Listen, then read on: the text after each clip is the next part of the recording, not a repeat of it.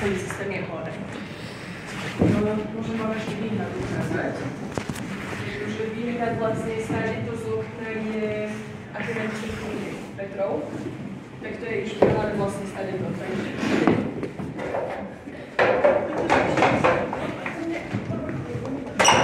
Otevřu se okno. To ja podržím a môžete si otvoriť. To cena 10 korun, že to starý na podívání. Když vždycky otevírat se zvoní.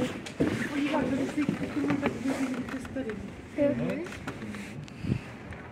To je fakt starý, krásne. Viacej ľudí na námestí, môžete prehodovať krásne.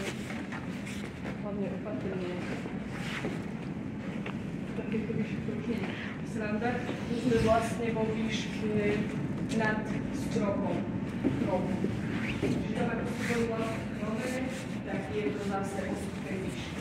Čiže teraz ešte bolo na prvú strech.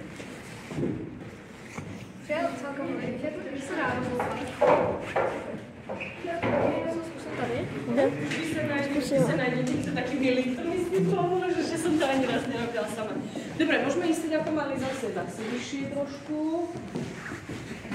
Opatrne, nemôže, tady je na tých vôbec cestu bavit. Neponáhľať sa. Tieto schody stade toho hore sú najhoršie. No, najúžšie, najstrmšie. Pozor na hlavy. Jenom pozor na to nezabíjí. A pozor na... Tady Jakube pak je to veľké.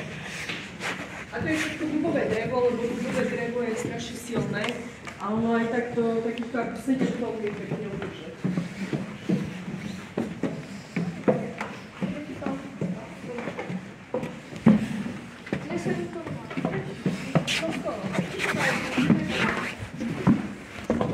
Myslím, že pri 7 tónach 200 kg hore dole je jedna.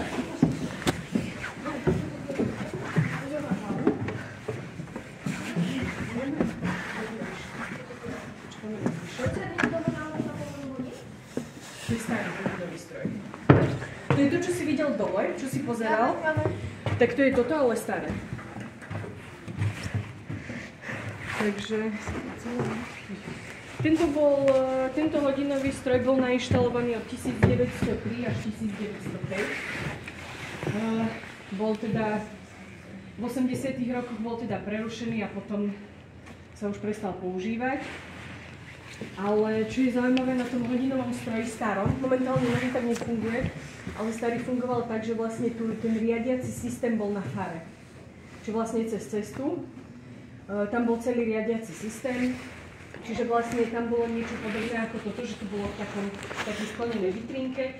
Tam boli ciferníky na tom, ale vlastne ako to nastavili na fare ten ciferník, tak cez kábel do tohto hodinového stroja, ktorý bol hore vo veži, sa nastavil vlastne čas tak podľa toho, ako to nastavili na fare. Už sa to dalo kontrolovať na diaľku.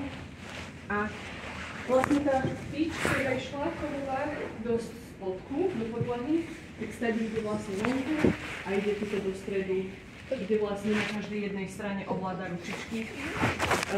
Ciferník a číslo celé uvidíme kvôli tomu, že vlastne sú zvonku namalované na stene rímskymi číslami. Takže, a chceli by sme teda ešte obnoviť znova ten starý hodinový stroj, že by sme to chceli rozbehnúť. Že či ešte funguje. Já vím, kdo by ho mohl opravit. Vojta Blažek. Jo, Vojta Blažek. On už možno je opravený. On opravil tam dole. On opravil tam dole. Ten nový však.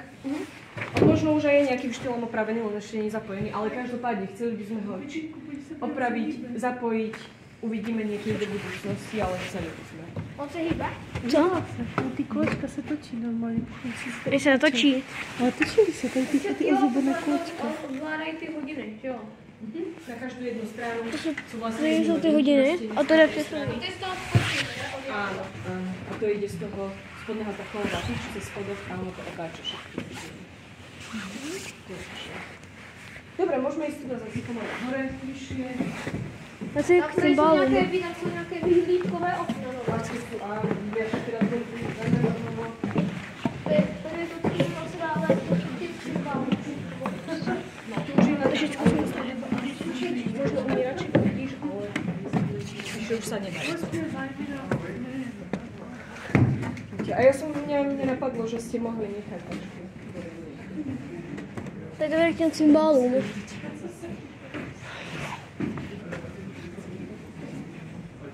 A umíráček se používá? Používa sa. Ale používa sa iba tak, že ozaj, keď nejaká významná osobnosť zomrie, alebo... To je jako svatý Tomáš. Čím tam stojí nějací lidi? Adama. No a tu tam musíte nějací lidi. dole. Pozerať si výhliadky z každého okna. To je svatý Tomáš. Oni chodí dole schodami. Takže to je pre niektorých čo? To je z 1867. Panoráma z tohto okna vonku. Já ti podívej, jak to je. Nie konkrétne z toho okna, lebo to ešte vtedy tu nebolo vyrezané. Ale je to ako záber. Já bych si chtěl zkusit zatáhat, ale nechci. Říkal bych si někde zazvonit ty zvony dole. Já mám strach, že kdyby zatáhl tak, aby... Že by No, toto je situácia, s ktorou akože vám nepoviem nič, takže asi radšej nič také nebudeme robiť, pretože ja neviem, na čo sú tieto káble Cymbálu. ani nič. Od těch ledí od umíráčka. Dobre, ale chalani, vy tu nepracujete, takže nemôžem dať na vás.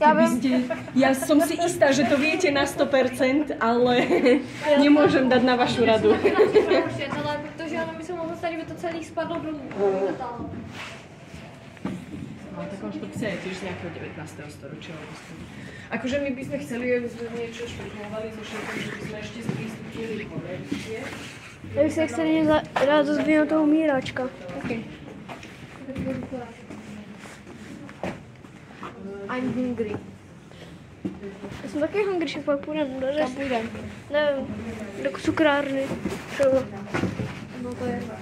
Víš, jak si dají nevíš, jak si dá domluvit, že si dá zazvonit tady v tomto kostele? Mám mluvit? No. To s takovou paní, jako aby mělo dostat do věže. No, že by jako, jako zazvonit si. Ty dole, jako na zvony, jo? No. Že potom človek vlastne ako sprievodca odpovie, že to je nové hasicí zařízení. Víš co? Ale že vlastne keď už to rovno to ani nezahasí, ale to sa nejako vytvorí cestu. Aha. Takže... Toto víš, to bílé? Jakože to je prostě, jak je to